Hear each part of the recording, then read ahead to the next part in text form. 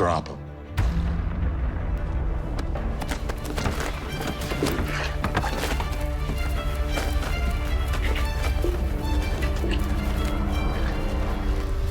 Yeah, so after that shocking ending to episode 6 Power Play with Eli and Victoria being hung in the Oval Office, the question is, what's going on? Are they still alive? Well, in the trailer for next week, and keep in mind, I'm recording this at 4:16 a.m. on February 12th. So as of right now, I have not seen the full 30-second promo. The only sort of trailer for next week I've seen was the end credit promo that played after the cliffhanger. So in that particular promo, we do see that at some point, I think Max is shoved out of the way and Kyle and Donald making it to the Oval Office and there's nobody there. So that means Hunter, Jason, the secret ops, the special forces guys and the bodies that were hung up are gone. So, yeah, they all split. Now, when looking at the episode synopsis for episodes 7 and 8, I think it tells the story about what's next. So, episode 7, the White House is on high alert after Victoria and Eli's lives become at risk. Basically meaning that, okay, all right. The ending of the last episode wasn't that good. Because the title is If These Walls Could Talk.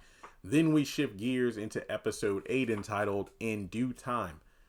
And the first line tells it all.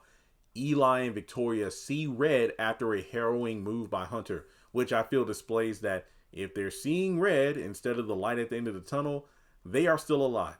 And as I predicted, the hanging wasn't exactly fatal. It was just a power play. And it probably put them in a condition where, they're going to be banged up for a little while and need some sort of medical attention because I tried to look, I'm like, wait a minute. So are they like, we see their, legs and feet dangling and, a bit of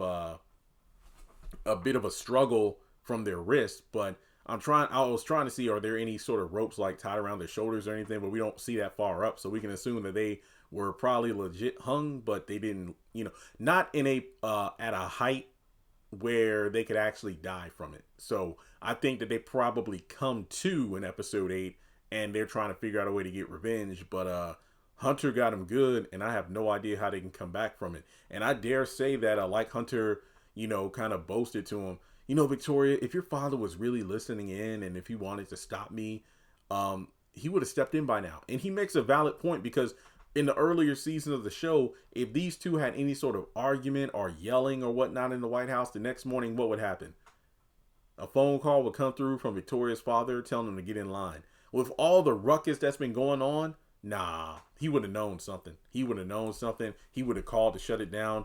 And that's obviously not the case. So he must be on the verge of death. Like he was literally on his deathbed when he was introduced towards the ending of season 2. But now it's like, he's probably almost out of the picture completely. Or he's just, buying his time until he takes everybody out. He's like, you know what? My daughter and Eli are no better. I'm just going to, wipe them out. And me and the 5 families are just going to have a whole clean slate. But yeah, Eli and Victoria are not dead, folks. I repeat, they are not dead.